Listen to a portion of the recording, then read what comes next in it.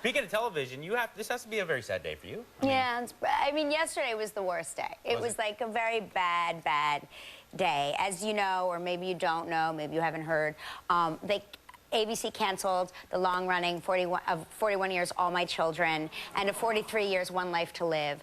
I grew up on All My Children. I mean, I grew up as a person on All My Children. I worked there. I grew up watching One Life to Live, so it was a very sad day for me. You know, I joined that cast when I was 19 years old. Right. I met my husband there. We had 2 of our 3 children there. I mean, not in the hospital setting. I mean, we conceived them there. Right. Because that would have been some serious television. And maybe had they known that, they wouldn't have canceled the show. The population could diminish at any time. It's not over yet. Are you listening, ABC execs? Stunt casting. Let's go. Bring it back. Stunt casting. But anyway, well, even if you're not a fan of soap operas, but you have to acknowledge the profound achievement of a show being on the air that long and having such a long-running and steady fan base. That's unbelievable. It really is going to be kind of an end of an era, and you know, it saddens me too.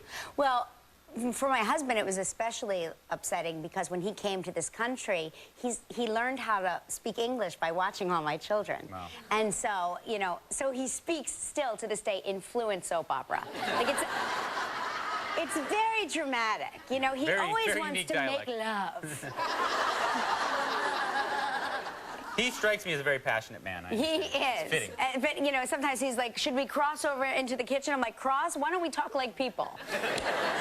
But we have, if you'll indulge me, a brief look back at my life on All My Children. It was a great life, and I wouldn't have traded it for anything. Here we go. No point in denying. Oh, my God. That was a wig.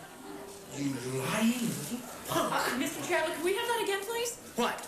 You calling your daughter a punk?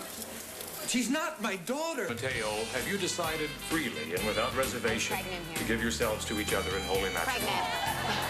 Yes. Yes. The marriage of Haley Vaughn and Mateo Santos. Those who know you say you both exemplify love.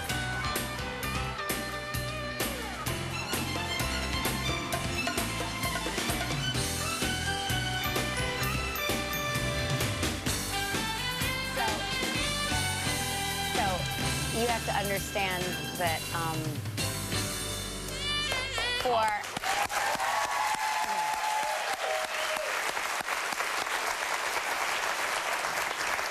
So anytime you saw me hospitalized or buried alive in a cave, or I was not one of these girls that got pregnant and didn't gain any weight. Right. I'm one of these girls that I get pregnant and I gain usually 70 pounds. So, and they would never write my pregnancy into the storyline. And I would say, well, how are you going to address it? And they were like, we don't know. So at a certain point when I was pregnant with Michael, I got so big so quickly that they couldn't figure out, you know, they start by hiding you behind your purse. And then, you know, behind the sofa, and then behind the door. Then and a truck. I was buried alive and held captive in a cave. And I was so pregnant that eventually they buried me up to here. Did a lot of eye acting. That's creativity. I have to credit them for that. I want to know what chamber you and Mark have both been living in that you haven't aged one bit from any of those clips. Oh, you guys look exactly the same. No, I think we were so young when we met there. I mean, we were really young kids, and we were really young when we got married, and those pictures are very airbrushed. But that was my favorite picture of us, and I used to have that framed in our house. And then my friends were like, you can't have a soap opera still as a real-life shot.